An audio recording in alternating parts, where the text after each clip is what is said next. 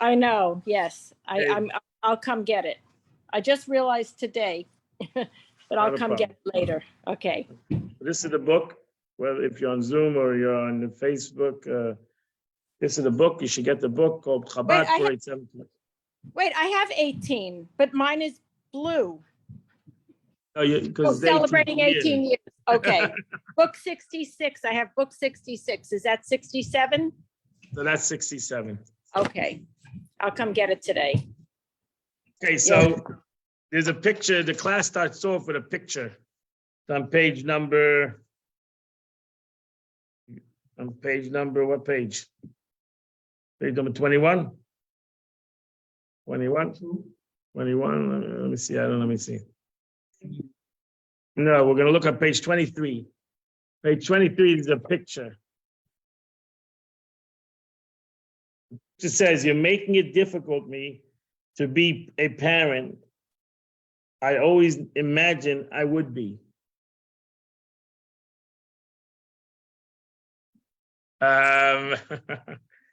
So what do you think about that picture?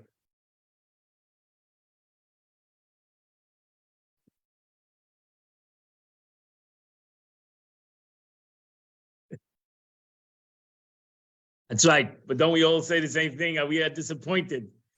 And no, I'm saying usually, not you, but usually we are disappointed in the way we officially educated our children.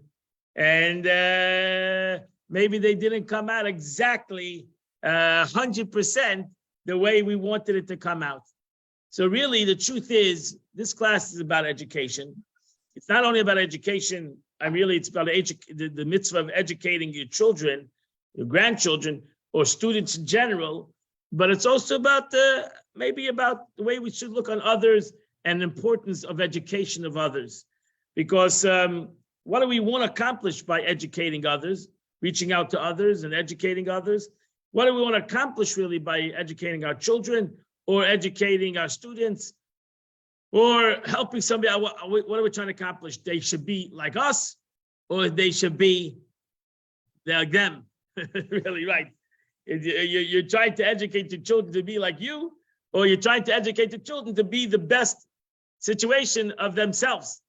And why don't we try to look at somebody else also? When we think about looking at the world or looking at other people, you say we're going to educate and want them to be. We want them to be in the mold that we believe should be, or we want them to give them the tools that they should be in their own mold. They should create their own mold. And the Rebbe brings out this concept from really starting off, not from the Parhsa of the week per se, but from the time that we're living in. We're all living in a time of Sfiras HaOmer, in the counting of the Omer, right? We're counting the Omer. The Omer started the second night of Pesach in the world, around the whole world, whether we're in Israel or in America, or anywhere. We started counting the Omer the second night of Passover. In Israel, it was not Pesach, it was not Yontiv anymore. Over here it was a second Seder. But it's the second day of Pesach. We started to count the Omer for 49 days. That's the thing. We're counting the Omer. What are we counting? We're counting Sheva Shavuos. We're counting 7 weeks. What are we counting? What are we counting for? Getting the Torah. We're excited. We're excited to get the Torah, right?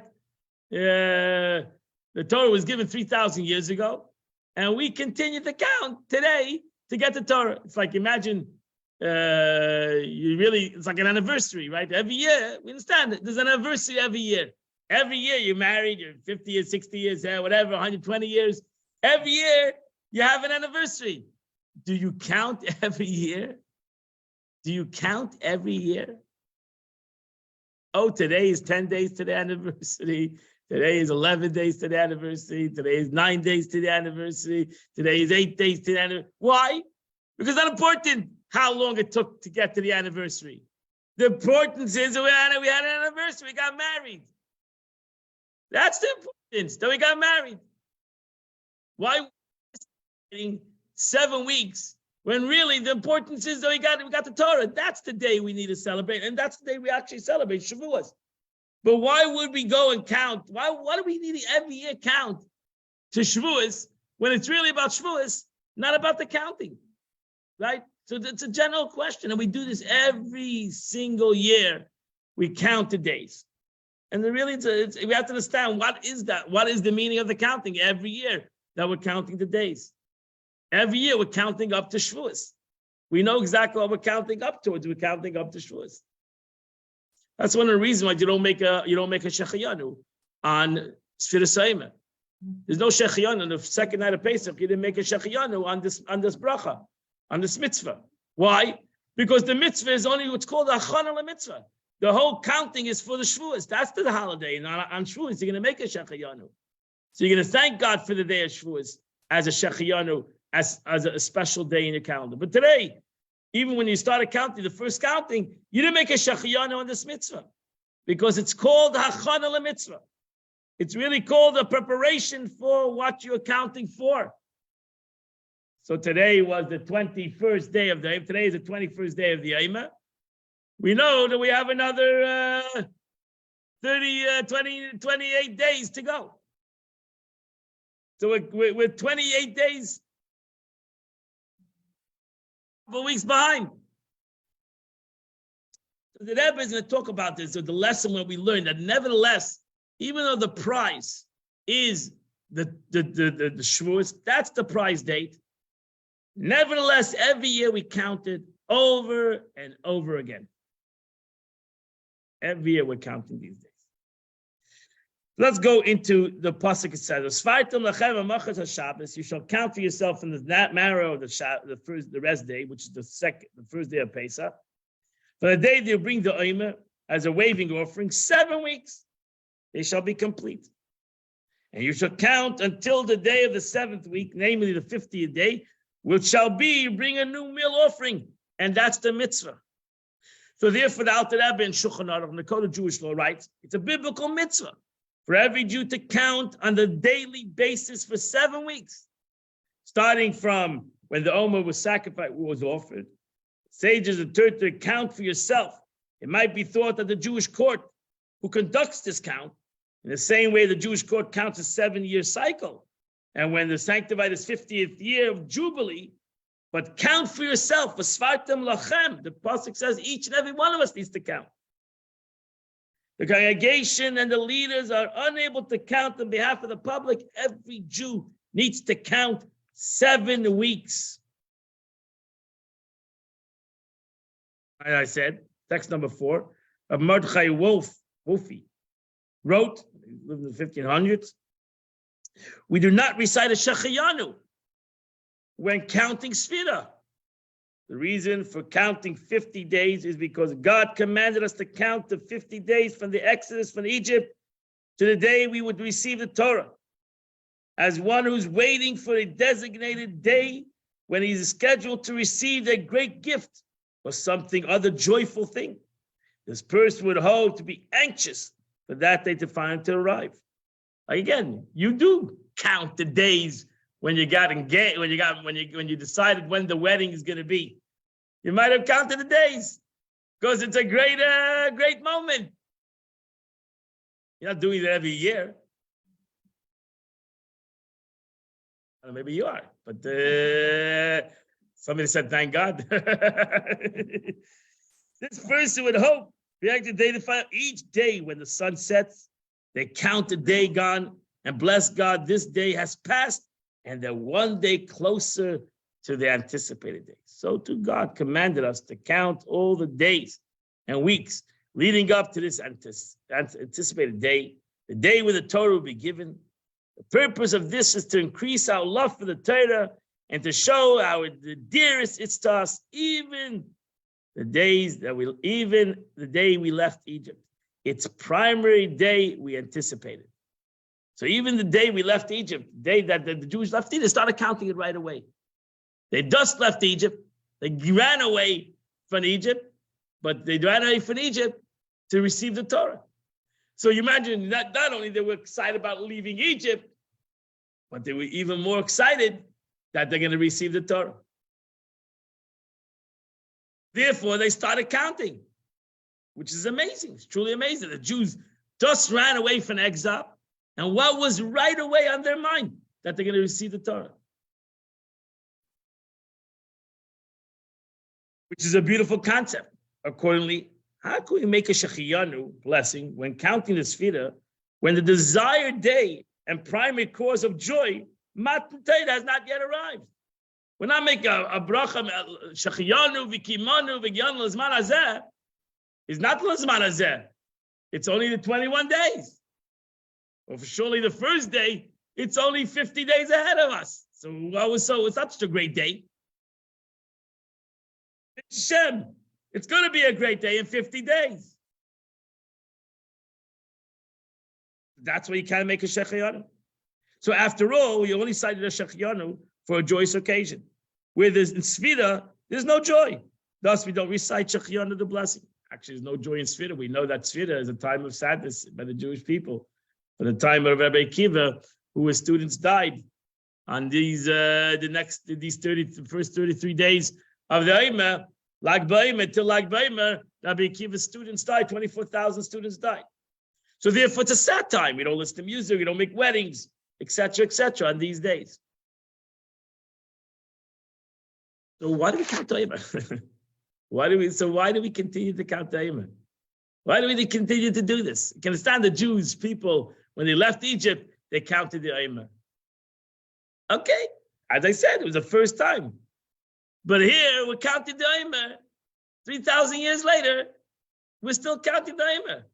We're still counting every after Pesach. We're counting down to Matan Torah.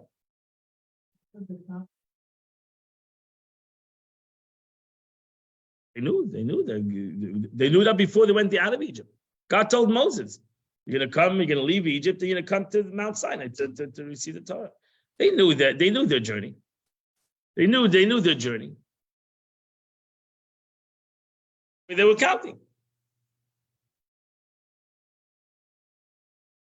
So therefore, the Rebbe explains a very interesting thing. The Rebbe explains the concept of chinuch. Really, what the meaning over here is that we are counting is preparing us for something. The concept of preparation. This is a time of preparation. That's really the mitzvah. You're counting the days. You're counting, what are you counting? You're counting the days to prepare yourself to a certain day. In this situation, you're preparing yourself to the 50th day. So really, this is a time of education. We're educating ourselves. We're preparing ourselves. How do you prepare yourself? One of the ways we prepare ourselves is by learning Pirkei Avos. That's why Pirkei Avos was established on the Shabbos, that we should learn Pirkei ethics of our fathers, so that we prepare ourselves, get ready to what is going to happen in 7 weeks, or as the weeks go down, in 5 weeks, in 4 weeks, etc. The concept of chinuch, it's education.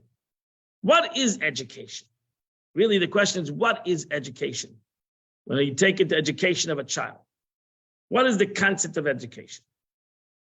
So when you go into the laws of education, when you go into those laws, it's a vast concept. We're going to choose a little bit. He chooses a couple of things. What does it mean when you take a child? You know, a child, until he's 13 years old, is not responsible for Torah mitzvahs, right? He's not obligated to do anything. He has no obligation. What's the obligation? Obligation on the parents to educate the child. The parents have an obligation to educate their child. They have a mitzvah. You got to tell you, teach your child, saying the Shema every day.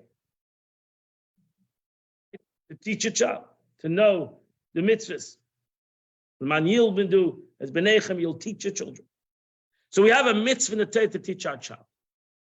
So I was saying in text number 5 on page 29, our sages taught a minor who knows how to wave a lulav is obligated in the mitzvah of lulav.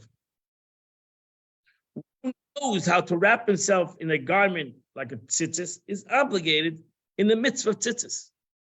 If he knows to preserve the sanctity of tefillin in a state of cleanliness, his father buys him tefillin. So we buy our child tefillin when he's 13 years old.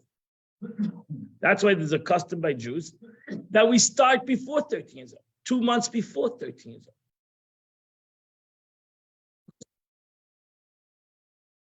Child should already know before 13 years old he should understand. If you have to wait for the day that he's 13, that he doesn't understand that at 13 either. So hopefully the child, you have educated him from he was 6 years old. Hopefully by the time he's 13 years, by the time he's 12 and a half, he knows what tefillin is. He never put on tefillin, but he knows what tefillin is. He knows the mitzvah of tefillin. He knows the sanctity of tefillin. So we really don't have to wait till he's 13 years old to do the mitzvah. We can do it.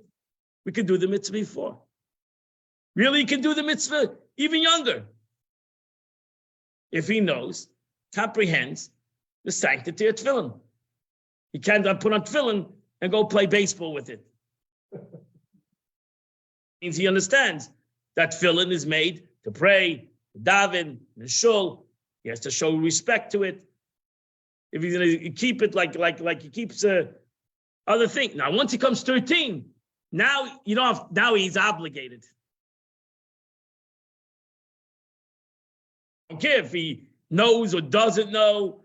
He's going to respect it. He's not going to respect it. Now he's obligated. I'm talking before his obligation. Before he's 13. He's still obligated, like a girl. The Baba should have asked her, a 3-year-old girl, we should start lighting Shabbos count with a 3-year-old girl. She should make a bracha. If she can make a blessing. So really, even though she only has the obligation when she's 13, 12, I'm sorry, 12. But since making a blessing and doing things, you can do it when you're younger. Why not? Let's start when the girl's 3 years old. Let her do the mitzvah. If she can make a bracha, understand what she's doing, and she can comprehend, she's making a blessing, like she's making a blessing over food, like she's making let her make a blessing over this candle. And that's all we do. That's all we do. So a child, for example, a girl, we asked him to light Shabbos candles. And a boy, when he comes 3 years old, we put him on tzitzis, right? Does he comprehend totally does he have an obligation? He doesn't. But should we teach him the importance of this mitzvah? 100%. So what part of the Torah is taught to such a child? Avuna said the verse, Moses commanded us the Torah and inherit into the congregation of Israel. Torah tziva lanu Moshe. He can understand that. This is a mitzvah. This is a mitzvah that Moshe Rabbeinu gave at Mount Sinai. He can comprehend that concept. Every child to a certain age can comprehend that we have a Torah, we have a heritage, was given to us by Moses. And what part of the Shema is taught to the child? The first verse, here is the Lord is our God, the Lord is one. So we educate the child as much as possible. Now, the child's not obligated until he's 13 or 12 years old. You're right, he's not obligated. But if he knows how to do the mitzvah correctly, he should teach it, he should do it. He shouldn't wait till when he's obligated. He should do it as soon as a child knows how to do it. He should do it. Do it. So the Rebbe says, so you have in text number 6, it's Rabbi Shlomo ben Aderet says, it's unanimous, that a minor cannot discharge another person's obligation, right? Everybody agrees that a minor cannot discharge somebody else his obligation. That's why a minor we don't give a minor a call to the Torah, right? We don't call a minor up to the Torah. Why? Because everybody that's called to the Torah is called for everybody else. Therefore, an adult has to go to the Torah because he has to take in everybody else. To mature, even if he has reached a mature age, but since he's a minor, he cannot do it. This is a correct ruling. For a mature minor is not obligated to do any mitzvahs, even by rabbinical standards. It is we who are obligated to educate the minor in a mitzvah performance. And therefore, it doesn't make sense for a minor to discharge somebody else's obligation, even for a rabbinical mitzvah. For anyone who isn't obligated themselves cannot discharge someone else's obligation. The minor that's mature and comprehends. So therefore, a minor cannot read the Megillah and make a bracha, even though he could read the Megillah. Let's say he's professional. Because he doesn't, even though he can read the Megillah and make a bracha also, but he doesn't have the obligation. And therefore, he cannot make a bracha for all of us. Because he doesn't have the mitzvah. He might be doing a mitzvah, but he doesn't have an obligation. So there's an interesting thing, there's like a very interesting thing in this concept, in the concept of education. Find in Torah concept, that on one hand, he doesn't have an obligation. On the other hand, if he's mature enough, he should do it.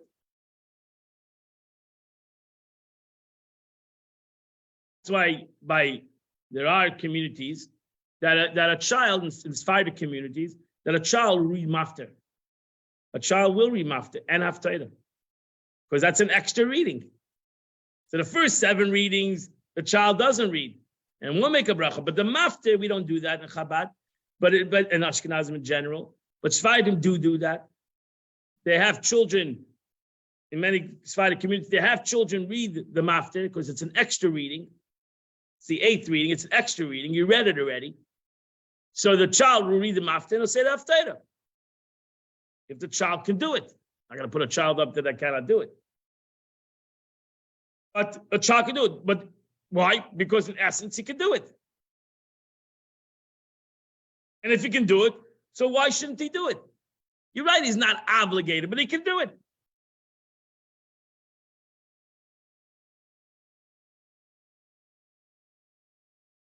For the Maimonides, he brings on a statement of Maimonides.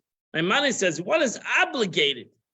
So when it comes to a parent, if you cannot teach your child, then you're obligated, since you have an obligation to teach your child, you're obligated to hire a teacher of one's child, one's son.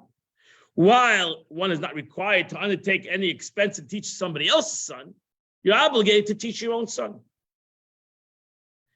The son who is not instructed by his father, let's say a father did not teach the son, for whatever reason, then he's obligated to arrange on his own instruction when he can and be understood. Then he's ultimately still has the obligation of Torah.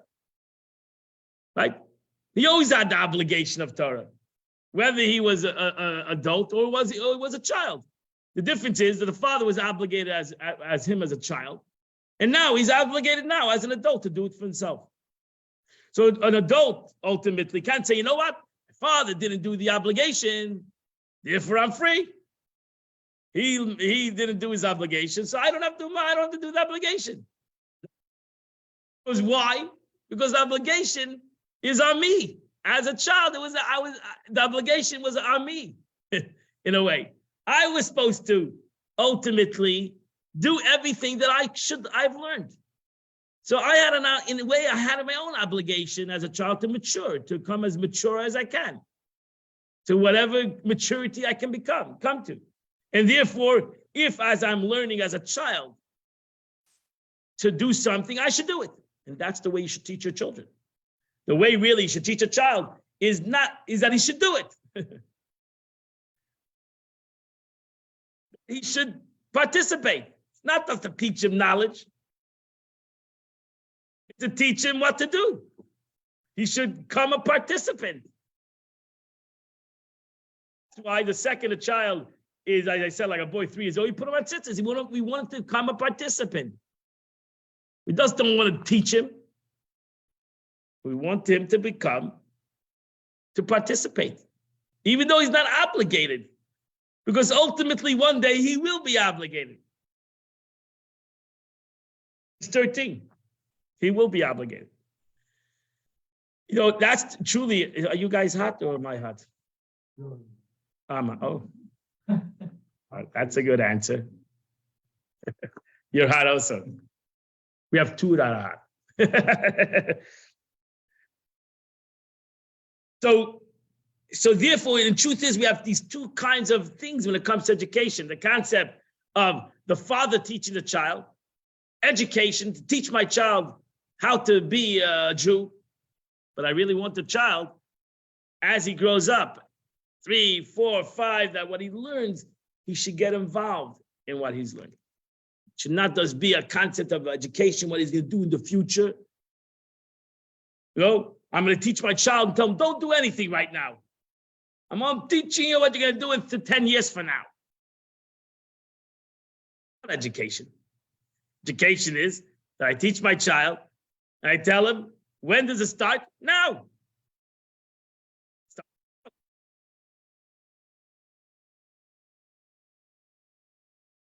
Education, not something that you might use or might not use. I'm teaching you something that you are going to use right now, whether you are obligated or not obligated. Try to do it now.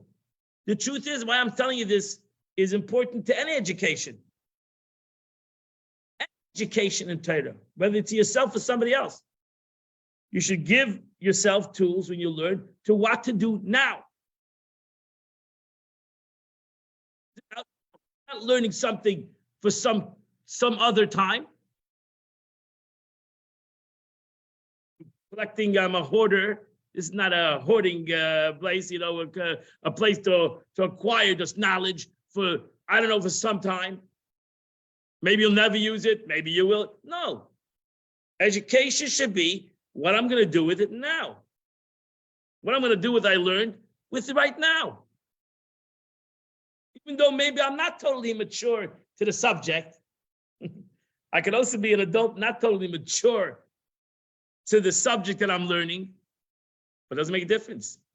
Maybe one day I will mature and I will become more mature to the subject, but it's important that I should start doing what I learned right now. I should try to start doing what I learned right now. That's the way education should be. That's the way you should educate yourself. If not, you learn and learn. I meet people that learn and learn and learn and learn and learn, and they learn and nothing changes. So it's like a nice concepts, learning. It's no education. I don't know what it is. What do you want to call it? That's not called education. Entertainment. I'm bored. So I need to fill in some time. I don't know what you want to call it. To educate, we come to learn to educate ourselves. Not to per se become the speaker. And the speaker should not, the teacher should not want you to come to teacher either. Every person should learn, educate themselves, and start to change. Their teaching should start to change, even if it would change in their mind, in the way they speak, in the way they think. That would be education. Even though we didn't reach up to the plateau of what the teacher wanted to express, they're going to become whatever the lesson's going to be. So you can learn a lot of lessons in the Torah. You say, wow, this is amazing. It's an amazing concept. But you know what? What does it do with me? Right? It's concepts. That's the importance of education. That's the importance. No, importance of learning, educating ourselves is like a child. I educate the child. I'm not telling the child that he's obligated, because he's not obligated. If I would tell the child you're obligated, that would be a false thing. That would be, to a child, it's totally false. Because he's not obligated. And the proof he's not obligated, he cannot do it for anybody else. It's a personal thing. He can't do it for anybody else. The second he comes by mitzvah, now he can do it for everybody else. Because he's obligated. But nevertheless, I teach my child to do it now. To wait till he's obligated, do it now. Do what you're not obligated. Because that is education. That's the way you educate. Yeah, you with me, or I'm above your head? Yeah?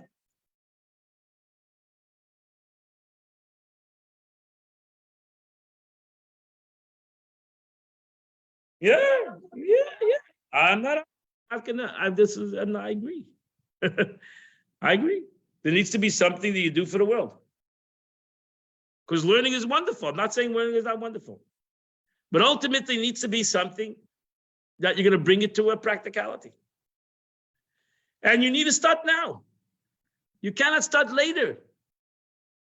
in the future, because the future never comes. That's why people learn that way.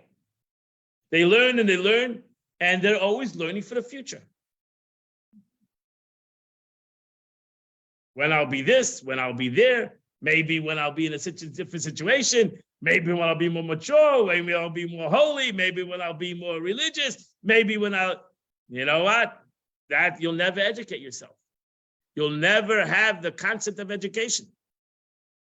You need to start. That's why I think chanech lanar means we're all a nar. We're all young in a way. Teach a child that he should do it, not because he's obligated. He's not obligated, but because he can do it. Because he can do it, right? He's not obligated to put on the tzitzis, but he could do it. He's not obligated to put on the tefillin until he's 13, but he could do it. He can put on tefillin. He can sit for a half an hour and concentrate what he's doing. So let him do it. Let him do it.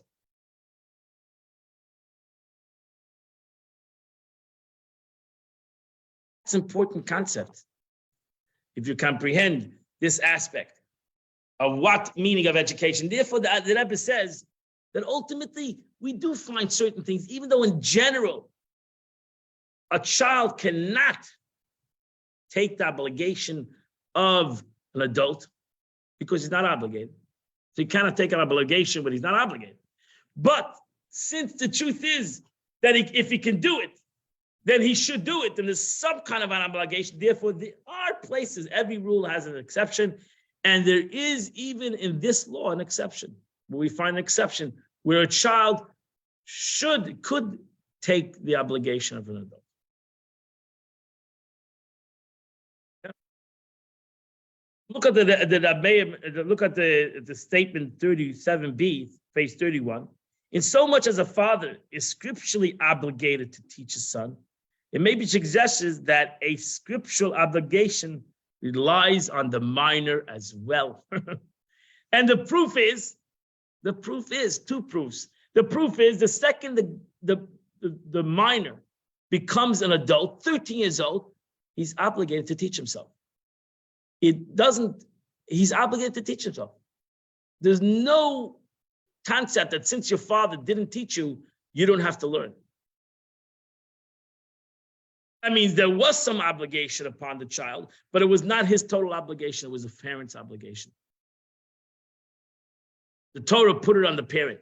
But the second he becomes an adult, comes 13 or she becomes 12, she now has an obligation on herself. She has that obligation. So therefore, you cannot blame your parents. Ultimately, we're all sitting here over 13, we're over 14, we're over 50, maybe many of us. We all had this obligation for 40 years already. To learn Torah. You cannot go back and say, "Oh, but my parents didn't give me an obligation, didn't teach me." Right? So it's a beautiful thing that you do. You're teaching people alibis. They have an obligation. And maybe the parents didn't send them to Hebrew school, and they didn't send them to Jewish school to learn alibis and to learn how to read. They have an obligation. Two wrongs. So what is it going to have? Two wrongs will make one right. They have an obligation. For the truth is, they were always obligated in a way. Because whether you're a child or an adult, we all have an obligation to connect to God, to learn Torah. We have this obligation from the second we were born. So therefore, ultimately in halacha, Maimonides says in text number 8, when two people eat together, each person should recite grace after meals by himself. If one knows how to recite grace after meals and the other one doesn't, the one who knows should recite grace out loud, and the other person should recite Amen after each blessing. In this manner, one who doesn't know the prayer fulfills his obligation by answering Amen. That's a general rule. You don't know how to daven, then you should be in shul 100% and answer Amen after the davening of the chazan. And that will be considered as you daven. And then the halacha ends. It says a son may recite grace for his father. Halacha, ultimately a son can say bench for his father. So when it comes to grace after meals, a son can do it for his father.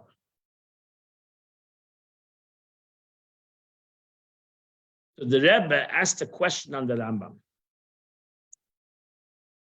It is puzzling, text number 9a. How can we suggest that an obligation rests on a minor, even by a rabbinical standard, if the minor lacks maturity?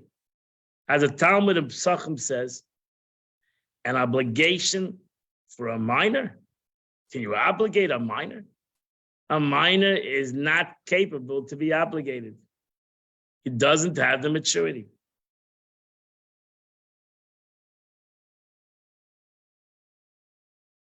What's the answer to this question? The answer is that that's the education. The education is to make that the minor should feel that he is mature in his maturity. You educate the You have to educate every child to the way he is. Make the minor feel that he does have maturity. He has no maturity. It's not your maturity. It's not your education. It's his. Make the minor feel that he is a mature child.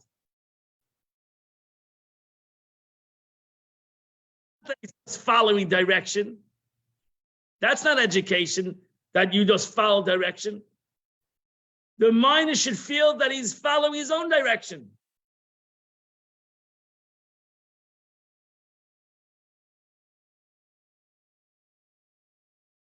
It's down to Rebbe Tanya today, right? Don't only follow. The Yiddish guy, God doesn't only want a person should love him because he's a Jew, because somebody else. God wants you should love him because you love him. Am I going to ever have the love of the patriarchs? Am I going to ever have the love of Moses? No, but God wants your love. Even how immature it is in comparison to Moses, it's your love. It's yours. And to you, that's a mature situation. So a 6-year-old, a 7-year-old, an 8-year-old, a 9-year-old, a 10-year-old, self-understood, as he's going to elder, as he becomes, he'll have a different level of maturity. But make the child feel that he's important. The child feel that his mitzvah is important to him. The mitzvah is important to me. Do the mitzvah because I say so. Do the mitzvah because you make me feel good. No, do the mitzvah because it's important to you. Can you bring up a child in that kind of a way that you make the child to feel part of it? To whatever level the child comprehends in his mind, that he's part of it. He's not only there to be educated, he's there to be part of it.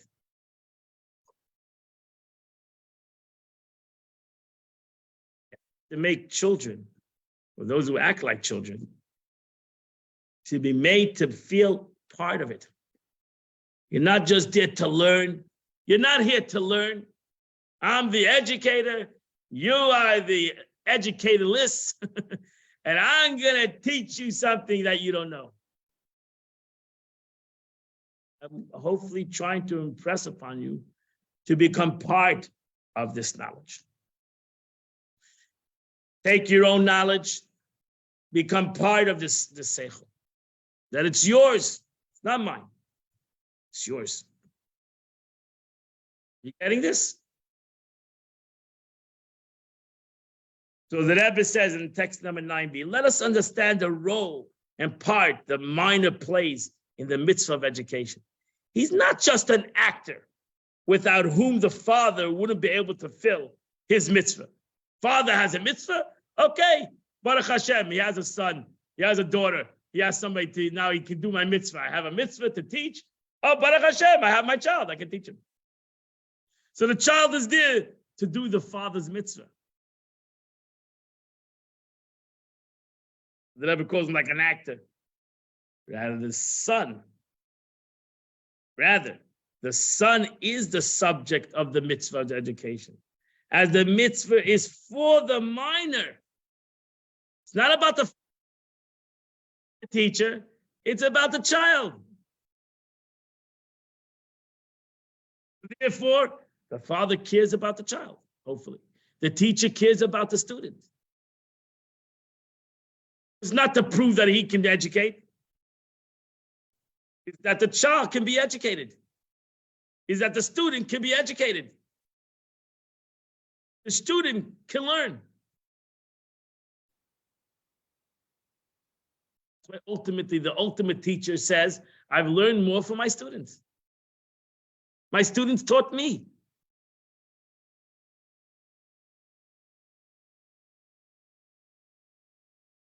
So in so much the father's mitzvah is to educate the child to perform all mitzvahs, a sense of responsibility automatically lands on the minor.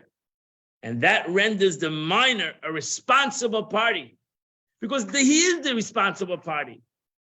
He is the whole point of the education, is what's going to be with the child. Not what's going to be with the father. And the proof is, the father, by the time the kid's age 13, the father has stepped aside. He has no obligation anymore. The child never loses the obligation. Not before and not shortly after.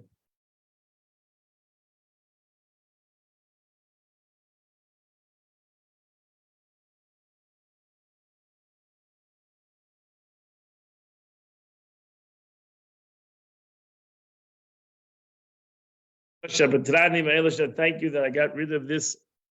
Yeah, because the question is, and we don't say God's name. The truth is, when we make that bracha by Chabad, we take out God's name. Because the truth is, this is a very important thing. The question is, did we educate the child correctly? If we didn't do the correctly education, then how are you saying God's name? You're saying God's name in vain. So you didn't get rid of this thing because you didn't educate him correctly. You educated yourself. You were frustrated. It was all about you. It was all about you. Our frustrations in education, the parents' frustrations, not about you. It's about the child.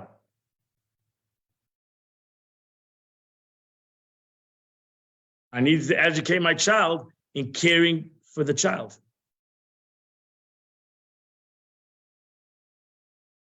The father is obligated to educate his child to perform mitzvahs. That's the point.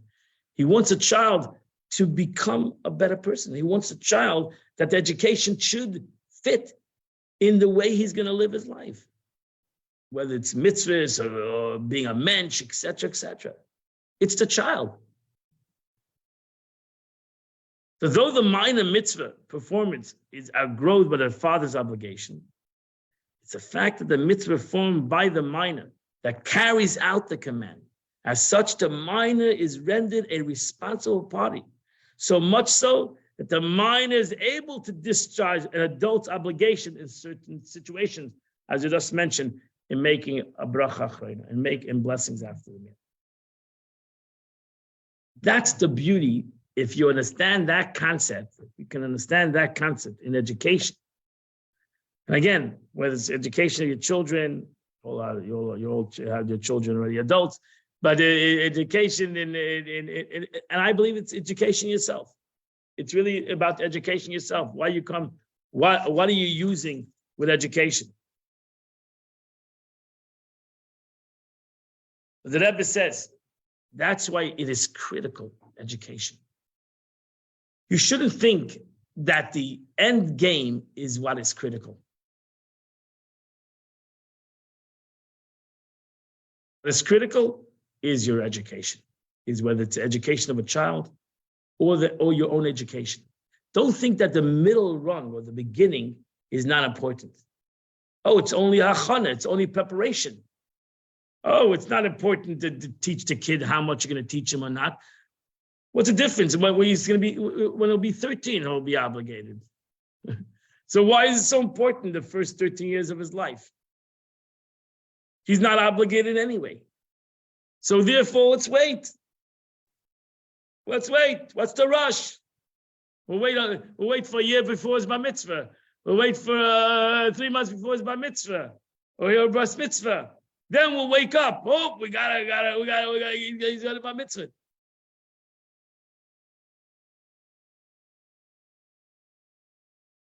That thing.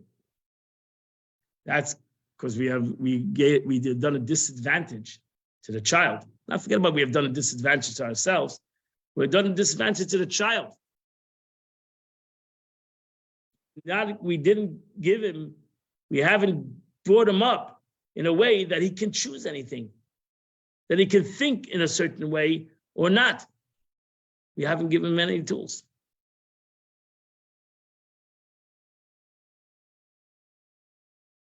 So instead of worrying about what my child's be like me or not like me, the question, my child be like himself. My child have the tools for himself in Yiddishkeit, in Menschlichkeit, in decency, in spirituality. Will my child have tools?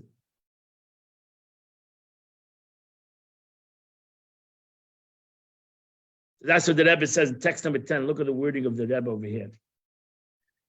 The Rebbe says the only way to ensure that a Jewish child assumes their identity and creates a personal connection with mitzvahs, it is if they properly educated about them. You can't expect a child to have his own identity if you haven't given him any tools to create that identity. Again, if you forced upon him those things, that's also not the right way. You have to give the child, make the child feel that that's his identity or that's a tools to his identity. But if you don't give it to him, how is he supposed to make his own identity? You haven't taught him anything. You haven't educated him to use his own tools, to do his own thing.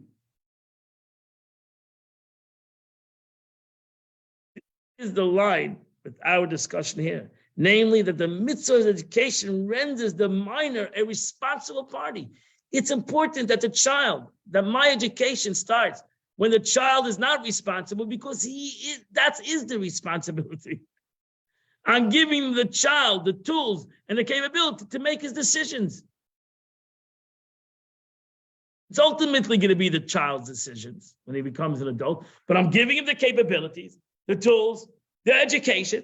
Let him make a decision, an educational decision.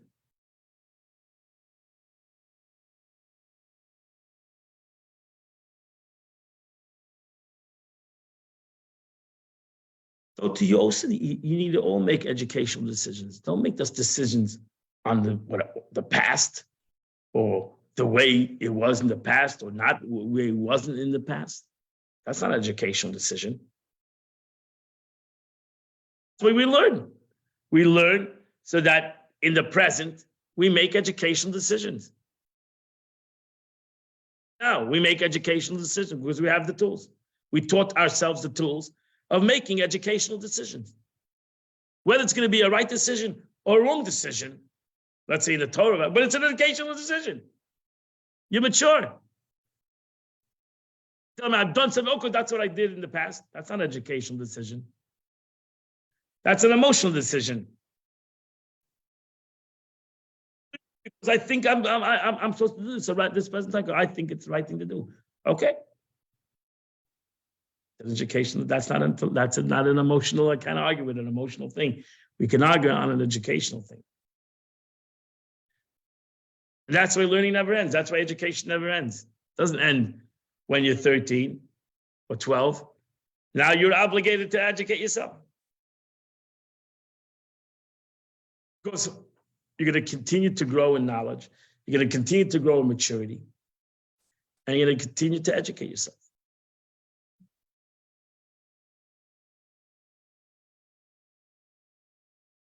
So now we can understand. This may be the sentence, but let's go continue the Rebbe. The Rebbe says it furthermore in text number 11. Sadly, many parents worry about their children's material concerns, food, clothing, toys, and likewise. When it comes to other things, such as the all-important concern that the children grow up in a proper mensch, they don't pay any attention. Whether it's because of financial concerns or other matters, they rely on the fact that the child gets everything they need from the school.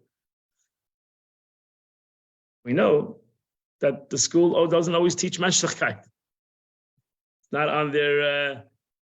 It's not on one of their curriculum what means to be a mensch. We got to such an attitude. The Torah stresses the party primarily responsible for a child's education is his and her parents. The school is only the parents' agents on this mission. As such, even after the parents send their children off to school, responsibility still remains on the parents. Of course, the children need schooling. However, it's not enough. Parents must do whatever they can to educate their own children.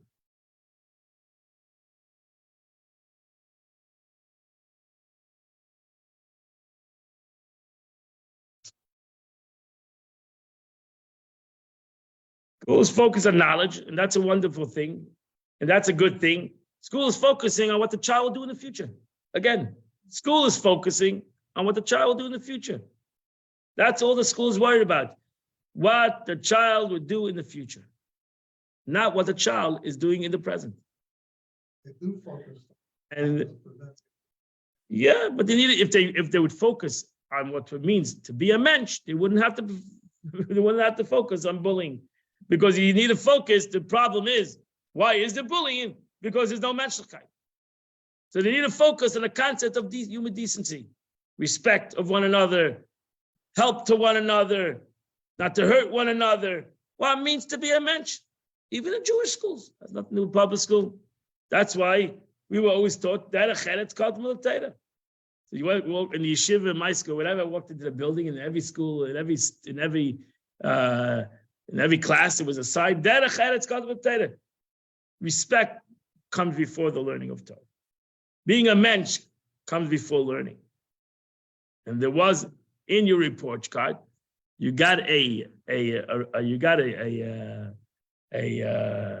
mark for derech eretz. You got a mark. That's like you got a mark for learning your knowledge. You got a mark for your derech eretz. Do you have derech eretz? Do you have respect? The teacher would watch you how you dealt with your friends, and he would call you over, and he would tell you it's not right, and you're not respecting one another, and it's not the way to do it. And then ultimately, you got a mark on your thing, on your. And then when it came to the end of the year, they would give out awards to those that were unbelievable in Gemara, and those that were unbelievable in English, and and they would give out awards to those who had derech eretz, those who showed an unbelievable trait in menschlichkeit. Even though they didn't show maybe some of them were not the smartest in the class, but they were most decent in the class. They usually almost went, so to say, hand in hand. The smartest were not the decent guys, because they were egotistical. But the decent guys were not the geniuses. Yeah. Yes. I had derech eretz. I tried. I was not the best in the class either. But I had derech eretz. Yeah, because my father, it was an important thing to him, derech eretz. It was very important to him as a teacher. Very important to him, derech eretz. Respect respect of the teacher, self-understood, derech eretz. So this is an important thing. The lack of derech eretz in the world today is self-understood. Stand up. 100%. Yeah, always. You kidding me? Stood up, and the teacher walked in the room. Stood up. You didn't talk, and you didn't ever talk down to a teacher.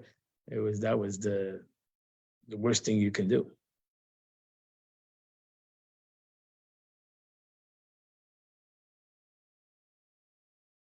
So if one has dutiful children or students whom one word is enough to get them into line, the educator must not make the mistake to think that their job is done.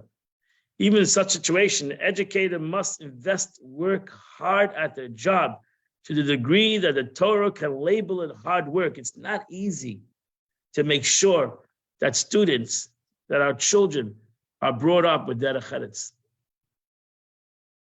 decency, respect. So it's a beautiful thing when you do see children that have derech eretz, respect of others, respect of elders. I remember when I was a child, we used to, my father didn't have a car, and we used to travel by bus everywhere, New York buses. And I knew I hated to travel because every time I was in the car, in the bus, my father, when an elderly person walked in, I was thrown off my seat automatically. Didn't make a difference. Anybody. It was the older, it was person that he said, give the seat away. You have to give your seat away to this person. And I remember every time, sometimes I was schlepping the whole day, and then I know, here it goes, every time the bus is full. And here comes this man, or I didn't mean a man, a guy was walking with a cane even. It was just, it was an older guy. I was a kid, and he was, he told me to stand up and give the seat, give your seat.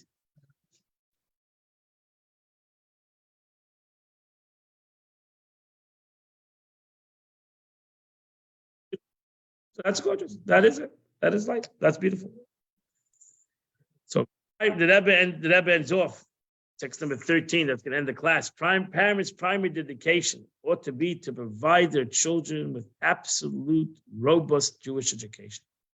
Parents should be committed to raise children who are pious, God-fearing, and students of Torah. This will bring both parties lasting joy. When parents decide to commit their energy to providing their child with a nice clothing, so that he and she should be best dressed kid in the neighborhood, well, such a joy lasts only a day, or a week, or a month, till the kid tears it. You know, I told my father, whenever he would buy me new clothes, new garment, he would say, "Zerreiskgesundheit." He would say, "Tear it in good health." Right? Don't worry about it. If you ruin it, don't worry. Enjoy. Don't become this, don't be afraid to, run out into the street because I bought you a new pants. You know, Tzedaiska, he would say that right away. Tzedaiskgesundheit. Tear it in good health. It's all right. It's only a garment. The main thing is be a mensch, right? The garment, the Tzedaiskgesundheit. Tear it in good health. And when the child matures, it becomes obvious that he or she was deprived of the true joy that could have lasted their entire lifetime. And that's why the Rebbe, in essence, says that's the meaning of Sfiras Ha'emer. It's not, you're right, Shavuos is the prize. But the preparation, if we don't have the preparation, that's why every year we have to prepare ourselves again. Because every year we become more mature. We're going to receive the Torah, right? In a couple of weeks, we're going to receive the Torah again. Right? We're going to receive the Torah. The question is, how are we going to receive the Torah?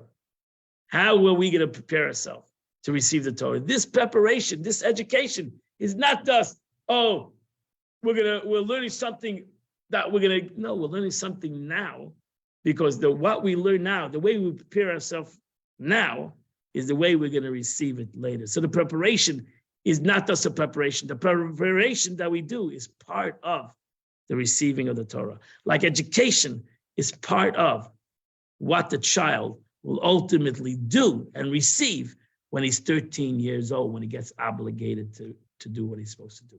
So this is what the Sfiras Ha'emer teaches us every year. That we left Mitzrayim, we're getting a year older, a year elder, a year kliger, a year older, a year smarter, a year more frumer, more dedicated, and it all depends on the way you educate yourself.